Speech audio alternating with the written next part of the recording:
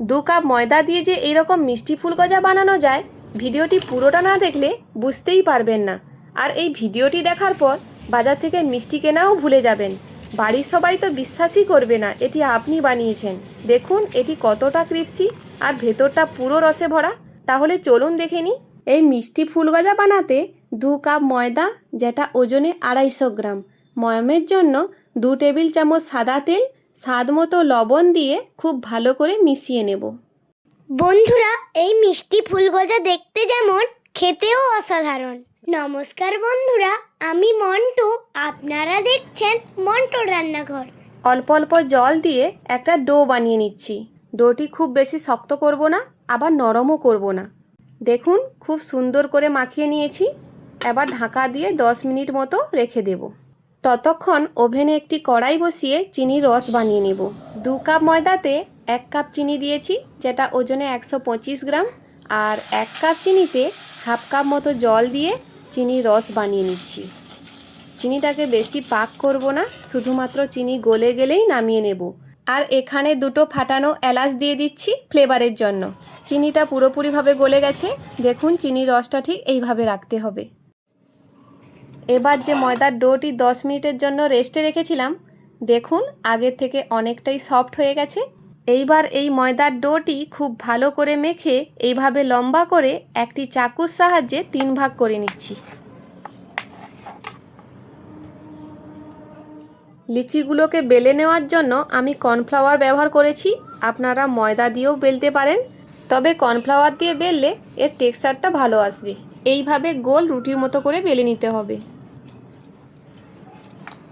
দেখুন রুটির থেকে একটু পাতলা করে বেলে নিয়েছি। এবার এর ওপর অল্প করে কর্নফ্লাওয়ার ছড়িয়ে দিয়ে এইভাবে পাট করে নিচ্ছি। আমরা এত পরিশ্রম করি, তবু আপনারা এই ছোট্ট বন্ধুর চ্যানেলটিকে সাবস্ক্রাইব করেন না। অনুরোধ করছি, এই ছোট্ট বন্ধুর ভিডিওটিতে একটি লাইক করে চ্যানেলটিতে সাবস্ক্রাইব করে আমার পাশে থাকুন। জানেন, আপনাদের একটি সাবস্ক্রাইব আমাদের নতুন নতুন ভিডিও বানাতে উৎসাহিত করে। দেখুন সবগুলো একই প্রসেসে এইভাবে পাট করে নিয়েছি। এবার একটা একটা ময়দার পাটগুলো নিয়ে কর্নফ্লাওয়ার ছড়িয়ে বেলে নিচ্ছি।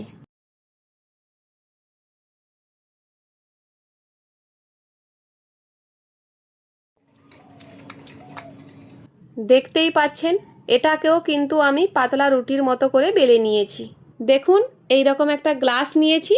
গ্লাসটি এর ওপর বসিয়ে প্রত্যেকটা জায়গায় গোল গোল করে পিস করে নিচ্ছি।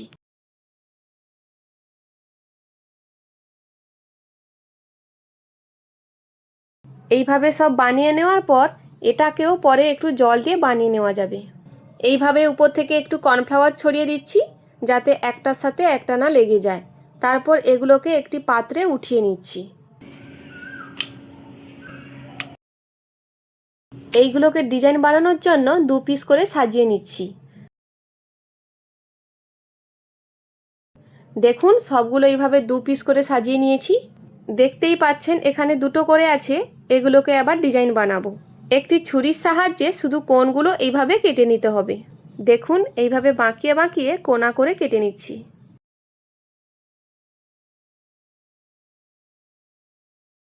কাটা হয়ে যাওয়ার পর সাইডগুলো এইভাবে ছাড়িয়ে নেব। দেখতেই পাচ্ছেন কত সুন্দরভাবে তৈরি হয়ে গেল। এইবার ফুলের ডিজাইন দেওয়ার জন্য আমি কিছু টুথপিক নিয়েছি। এখানে 2টো করে পিস আছে। এই 2টো পিস একসাথে নিয়ে এইভাবে ফোল্ড করে নিলাম।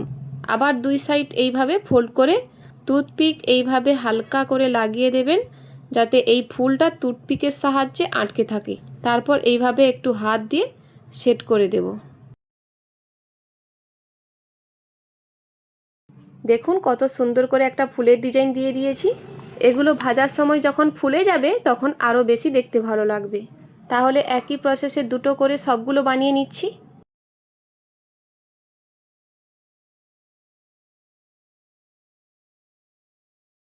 দেখুন সবগুলো কত সুন্দর করে বানিয়ে নিয়েছি। এইবার এইগুলো ভেজে নেব।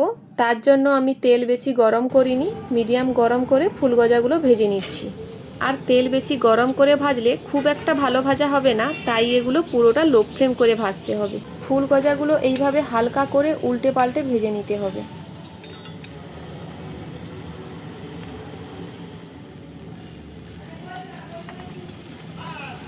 ভাজা হয়ে গেছে।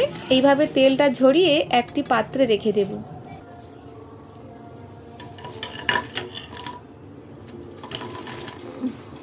এগুলো সম্পূর্ণভাবে ঠান্ডা হয়ে গেছে। এইবার এইভাবে টুথপিকগুলো টেনে বের করে নিচ্ছি।